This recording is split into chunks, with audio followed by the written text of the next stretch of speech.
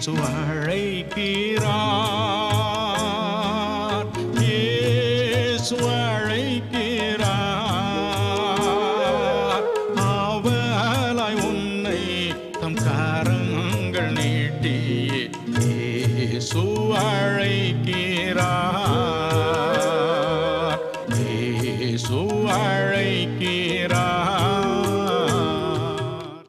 இப்பொழுதும் doctor DGS Dinakaran அவர்கள் வழங்கிய வல்லமை நிறைந்த இறைவார்த்தைகளின் ஒரு பகுதியினை உங்கள் ஆசீர்வாதத்திற்காக வழங்குகிறோம். கேட்டு ஆசீர்வாதம் பெறுங்கள். எரேமியா 31:25 வாசிக்க கேட்போம். Let's hear Jeremiah 31:25. நான் விடாய்த்த ஆத்துமாவை சம்பூர்ணம் அடைய பண்ணி தொய்ந்த எல்லா ஆத்துமாவையும் நிரப்புவேன். அடுத்த வசனத்தை நாம் வாசிக்க கேட்போம். 26.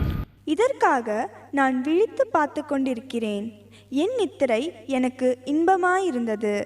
நான் விடாய்த்த ஆத்துமாவை சம்பூர்ணமாய் நிரப்புவேன். I will satisfy the weary soul and replenish in an abundant way. சம்பூர்ணமாய் நிரப்புவேன். I will fill it with all abundance. விடாய்த்த ஆத்துமாவை. And the weary soul. அநேக முறைகள் நாம் தொய்ந்து போகிறோம். Several times we are weary in our soul. விடாய்த்து போகிறோம். And we are very weary in our soul. களைத்து போகிறோம். We are so tired. இவ்வளவுதான் என்னால் முடியும். I can do only so much. இதற்கு மேல் என்னால் இந்த உலகில் வாழ முடியாது. I can't live in this world anymore. ஒரு தடவை 25 ஆண்டுகள் சுகவீனமாக இருந்த ஒரு பெண்ணை பார்க்க போனேன். And I had gone to visit a girl who was sick for 25 long years. அந்த பெண் சொன்னாள், The girl said, ஒரே ஒரு காரியம்தான் எனக்கு வேணும் brother. Brother, I just need only one thing. என் உயிர் போகணும். Let my life be taken away. எனக்கே என் வாழ்க்கை வெறுத்து போயிட்டு. I am so fed up with my life. ஆனால் தேவன் என்ன சொல்கிறார்? But you know what God says? மறுபடியும் அதே வசனத்தை வாசிப்போம். Shall we read the verse one more Jeremiah time? 31:25-26. Jeremiah 31:25 and 26. நான் விடாய்த்த ஆத்துமாவை சம்பூர்ணம் அடைய பண்ணி தொய்ந்த எல்லா ஆத்துமாவையும் நிரப்புவேன். இதற்காக நான் விழித்து பார்த்து கொண்டிருக்கிறேன், என் நித்திரை எனக்கு இன்பமாயிருந்தது. விடாய்த்த ஆத்துமாவை நான் சம்பூர்ணத்தினால் நிரப்புவேன். I will replenish the weary soul with abundance. இதற்காக நான் விழித்து பார்த்து கொண்டிருக்கிறேன். And I am awake just to make this happen.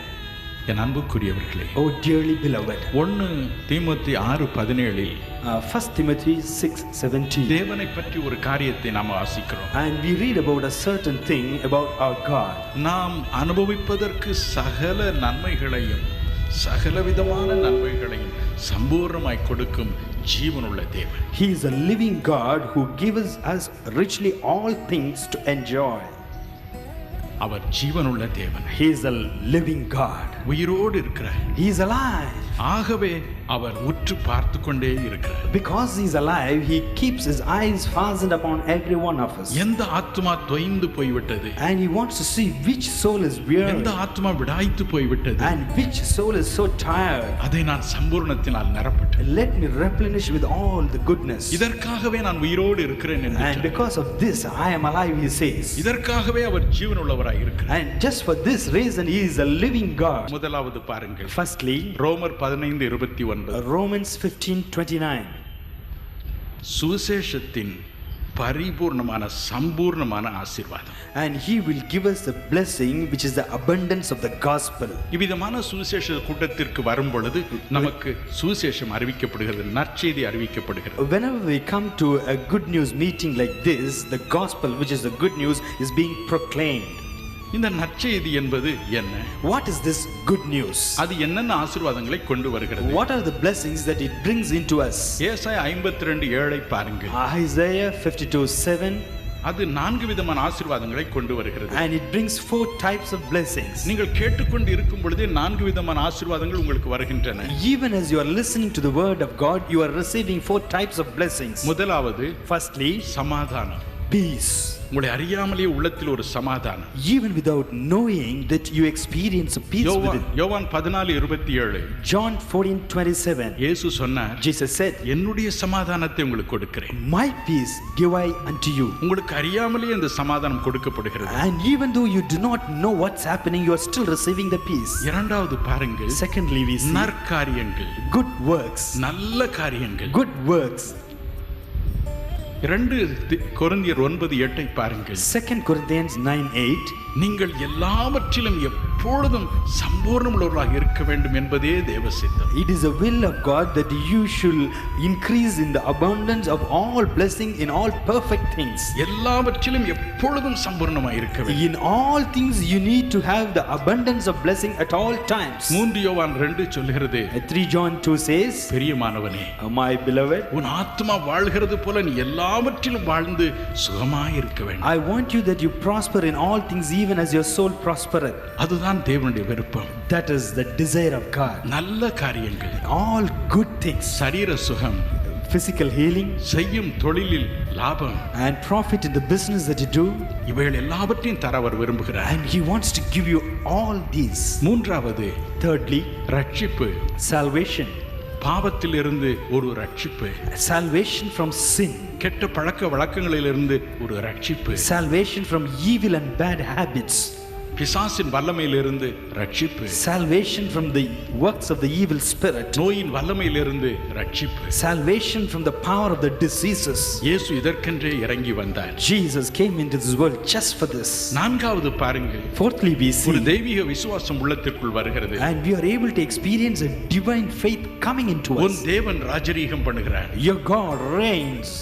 இன்னும் தேவன் சிங்காசனத்தில் இருக்கிறார். God is still on the throne. இன்னும் அவர் உயிரோடு இருக்கிறார். He is still alive.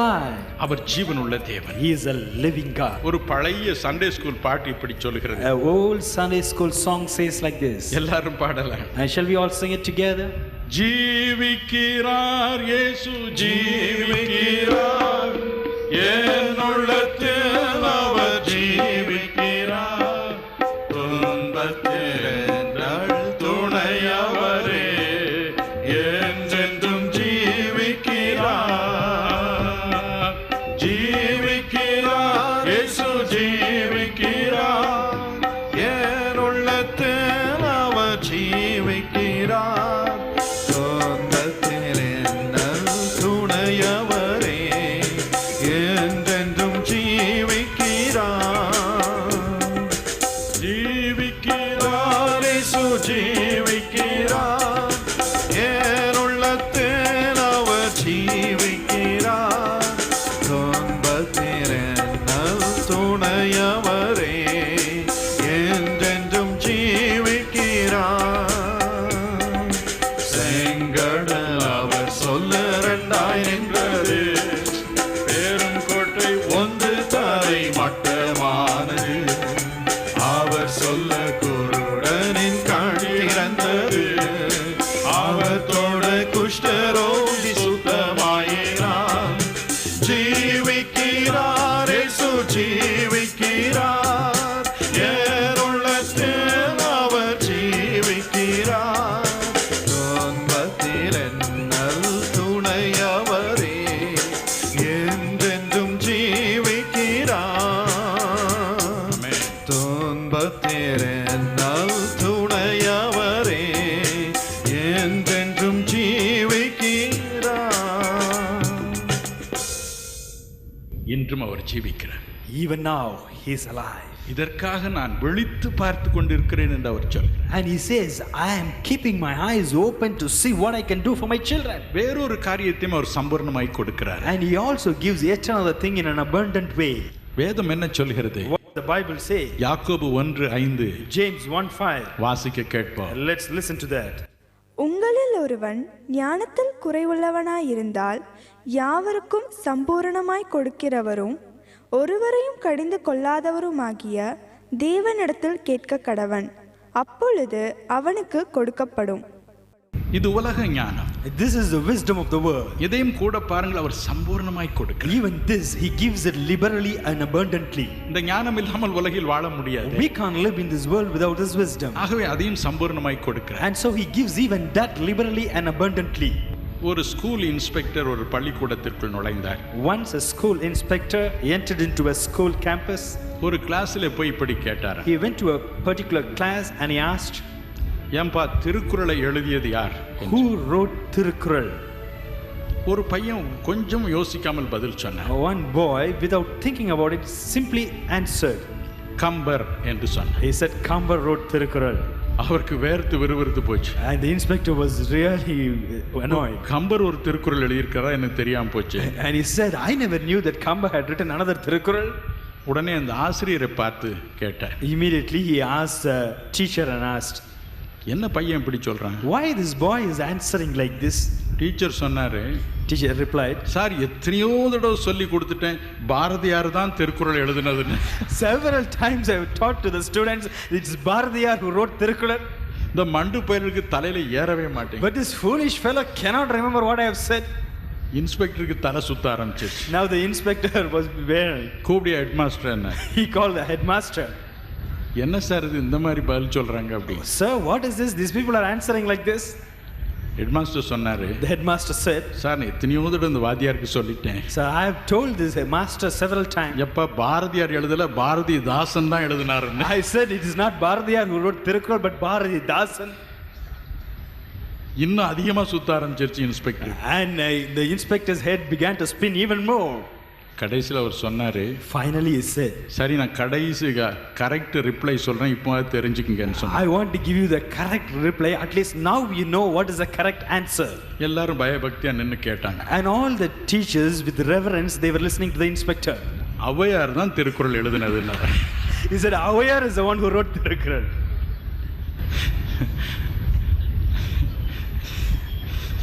உலக ஞானம், The wisdom of the world, நமக்கு அவசியமா இருக்கிறது. we certainly need it. ஆகவே தான் தேவன் சொல்கிறார், That is why God says, அந்த ஞானத்தையும் நான் சம்பூர்ணமாய் தருகிறேன். I will give you even the wisdom of the world liberally and abundantly. மற்றொரு பக்கம் பாருங்கள். On other side we can see, ஆன்மீக காரியங்களை அறிந்து கொள்ளவும் தேவ ஞானம் நமக்கு அவசியமாய். we also need the wisdom of God to discern the spiritual things. 1 கொரிந்தியர் 1:5 வாசிக்க கேட்போம். Let's listen to 1 Corinthians 1:5. நீங்கள் இயேசு கிறிஸ்துவுக்குள்ளாய் எல்லா உபதேசத்திலும் எல்லா அறிவிலும் மற்றெல்லாவற்றிலும் சம்பூர்ணம் உள்ளவர்களாக்கப்பட்டிருக்கிறபடியால் அவர் மூலமாய் உங்களுக்கு அளிக்கப்பட்ட தேவ கிருபைக்காக நான் உங்களை குறித்து எப்பொழுதும் என் தேவனை ஸ்தோத்தரிக்கிறேன். தேவனை பற்றிய அறிவிலும் ஒரு சம்பூர்ணம். And we need to have abundant wisdom about the things concerning God. கிறிஸ்துவுக்குள் இந்த சம்பூர்ணமான அறிவு இருந்தது. And in Christ this abundance of wisdom was fully manifest. அவருக்குள் எப்படி இந்த அறிவு வந்தது? How did he get this wisdom? ஏசாயா தீர்க்கதரிசியின் புத்தகம் 11:2 வாசிக்க கேட்போம். Let's listen to Isaiah 11:2. ஞானத்தையும் உணர்வையும் அருளும் ஆவியும் ஆலோசனையும் பெலனையும் அருளும் ஆவியும் அறிவையும் கர்த்தருக்கு பயப்படுகிற பயத்தையும் அருளும் ஆவியுமாகிய கர்த்தருடைய ஆவியானவர் அவர் மேல் தங்கியிருப்பார். ஆன்மீக காரியங்களை, இறைவனை பற்றிய காரியங்களை அறிந்து கொள்ள இறைவனுடைய ஆவி நமக்கு அவசியம். We need the Spirit of God to understand spiritual things and all things concerning God. அது ஆண்டவராகிய இயேசுவின் மீது நிறைய இருந்தது. It was fully available to the Lord Jesus Christ. தீத்து 3:7 என்ன சொல்கிறது பாருங்க. What do we see in Titus 3:7? அதே ஆவியை நமக்கும் தேவன் சம்பூர்ணமாய் கொடுக்கிறார். God gives us the very same Spirit abundantly every one of us. வாசிக்க கேட்போமா? Let's listen to that. அவர் நமது இரட்சகராகிய இயேசு கிறிஸ்து மூலமாய் அந்த பரிசுத்த ஆவியை நம்மேல் சம்பூர்ணமாய் பொழிந்தருளினார். சம்பூர்ணமாய் பரிசுத்த ஆவியை நம் மீது பொழிந்தருளினார். He has given us the Holy Spirit abundantly through Jesus Christ our Savior. என் அன்புக்குரியவர்களே, Oh dearly beloved, உலக ஞானம் குறைவா இருக்கிறதா? do you lack in the wisdom of the world? ஆன்மீக ஞானம் குறைவா இருக்கிறதா? Do you lack in the wisdom concerning spiritual things? தேவன் சொல்கிறார், God says, நான் எனக்குள் இருக்கிற என் ஆவியை, ஞானத்தின் ஆவியை உனக்கு ஊற்றட்டு. let me pour my spirit, the spirit of wisdom into your life. சம்பூர்ணமாக இதை தருகிறேன். And I want to give you நீ abundantly. பெற்றுக்கொள்ளப்பா. You receive it, and he says that. எத்தனை மகிழ்ச்சி. Oh, what a joy. கவலைப்படாதிருங்கள். Don't be worried. இன்று கர்த்தர் அந்த ஆவியானவரை நமக்கு தருவார். Tonight, God will give us the Holy Spirit. ஞானத்தின் ஆவியை தருவார். He will give us a spirit of wisdom. தமக்குள் இருக்கிற அந்த ஞானத்தின் ஆவியை நம் மீது ஊற்றுவார். He will give us the very same spirit of wisdom which is within him. லூக்கா 11:13 சொல்கிறது. Luke 11:13 says, பொல்லாதவர்களாகிய நீங்கள் உங்கள் பிள்ளைகளுக்கு நல்ல ஈவுகளை கொடுக்க அறிந்திருக்கும் பொழுது பரமபிதாவானவர் தம்மிடத்தில் வேண்டிக் கொள்ளுகிறவர்களுக்கு தம்முடைய ஆவியை கொடுப்பது அதிக நிச்சயம் அல்லவா? if you men being wicked, if you know how to give good things to your children, will not the heavenly Father will give much more good things to those who ask him? என் அன்புக்குரியவர்களே, Oh dearly beloved, இன்று கர்த்தர் உங்களுக்கு கொடுப்பார். tonight the Lord will give you. என் அன்பு சகோதர சகோதரிகளே, நீங்கள் விரும்பி வேண்டிக் கொள்கிற அனைத்தையும் கர்த்தர் உங்களுக்கு நிச்சயமாக என்று தருவார். உங்கள் குடும்பத்தினருக்காக நீங்கள் செய்திருக்கும் ஜெபத்திற்கும் பதிலை தருவார். உங்களுடைய நண்பர்களுக்காக செய்திருக்கும் ஜெபங்களையும் ஆண்டவர் கேட்டிருக்கிறார். உங்களை விரோதிக்கிறவர்களை நீங்கள் ஆசீர்வதித்து செய்த ஜெபத்தையும் ஆண்டவர் கேட்டிருக்கிறார். தைரியமாயிருங்கள், சகலத்திற்கும் பலன் உண்டு, பதில் உண்டு. உங்களுக்கு 100 பலனை கர்த்தர் இன்று முதல் தருவார். ஜெபம் பண்ணுவோமா? இயேசுப்பா, நான் உமது வசனத்தை விதைத்திருக்கிறேன் அப்பா. அதற்கு பலனை 30, 60, 100 நீர் தர வேண்டும் என்று ஜெபிக்கும் போது பிள்ளைகளுடைய ஜெபத்தை கேளும் அப்பா, கேளும். யார் யார் மற்றவர்களுக்கு ஊழியத்திலே துணை நின்று, குடும்பத்திலே துணை நின்று அவர்களுக்கு ஆசீர்வாதத்தை கொண்டு வந்திருக்கிறார்களோ அவர்களுடைய வாழ்க்கைக்கு ஏற்ற பலனை என்று தாரும். 100 பலனை தாரும் அப்பா. அவர்களை வாழவையும் வாழவையும் வாழவையும். பிசாசு அவர்கள் எல்லைகளிலே வரவே கூடாது, வரவே கூடாது. அவர்கள் எல்லைகளில் எல்லாம் சமாதானம் உண்டாயிருக்கட்டும். செழிப்புள்ள காலங்களை மது பிள்ளைகளுக்கு கொடுக்கிறோம் அப்பா, கொடுக்கிறோம். தவறான பழக்கங்கள், தவறான வழக்கங்கள் இருக்கும் ஒவ்வொருவரையும் இன்று விடுதலை செய்யும். அவர்களுக்காக யார் யார் ஜெபிக்கிறார்களோ ஜெபங்களுக்கு பதிலை தாருமே சப்பா, தாரும். இன்று முதல் அவர்கள் விடுதலை ஆகட்டும். கனி கனி கர்த்தர் உங்களை தொடுகிறார். எப்போ பார்த்தாலும் அந்த மயக்க மருந்தை குடிச்சிட்டு படுத்து கிடக்குறீங்க, இயேசு உங்களை விடுவிக்கிறார். கனி உன்னை கனிதரும் செடியாக மாற்றுகிறார். நீ உயிர்ப்பிக்கப்படுகிறாய். எழுந்திரு இயேசுவின் நாமத்தினாலே. தகப்பனே, தயவு செய்து இழந்தவைகளை எல்லாம் அது பிள்ளைகளுக்கு திரும்பத்தாரும். உமது வெளிச்சத்தினால் நிரம்பி செழிக்கட்டும் இயேசுவின் நாமத்தில். ஆமென். God bless you. இந்த நிகழ்ச்சியின் மூலம் ஆசீர்வாதங்களையும் அற்புதங்களையும் பெற்றுக்கொண்ட நேயர்களே, உங்களது கருத்துக்கள், இந்நிகழ்ச்சியின் மூலம் இறைவன் உங்களுக்கு செய்த அற்புதங்கள் மற்றும் உங்கள் பிரார்த்தனை தேவைகள் எதுவாக இருந்தாலும் உங்களின் தெளிவான முகவரி, தொலைபேசி எண், பங்காளர் எண்ணோடு சேர்த்து எங்களுக்கு எழுதி அனுப்ப மறவாதீர்கள். உங்களுக்காக டாக்டர் பால் தினகரன் அவர்கள் ஊழியத்தின் நிமித்தம் உலகில் எந்த பகுதியில் இருந்தாலும் உங்கள் கடிதங்களை நேரடியாகவோ அல்லது இன்டர்நெட் மூலமாகவோ பெற்றுக்கொண்டு உங்களுக்காக இறைவன் இயேசுவிடம் பாரத்தோடு மன்றாடி அவர் தரும் பதிலை உங்களுக்கு எழுதி அனுப்புவார்கள். நீங்கள் எழுதி அனுப்ப வேண்டிய முகவரி: இயேசு அழைக்கிறார் ஜெபகோபுரம், நம்பர் 16, டாக்டர் DGS தினகரன் சாலை, சென்னை 28. இமெயில் முகவரி paul@jesuscalls.org. எங்களது 24 மணி நேர தொலைபேசி பிரார்த்தனை எண்கள் 044 25 600 600, 044 44 600 600. ஒரு ஆத்துமா கூட வீணாய் போய்விடக்கூடாது என்பதே இயேசு அழைக்கிறார் ஊழியத்தின் நோக்கம். ஆண்டவர் உங்களை ஆசீர்வதிப்பாராக.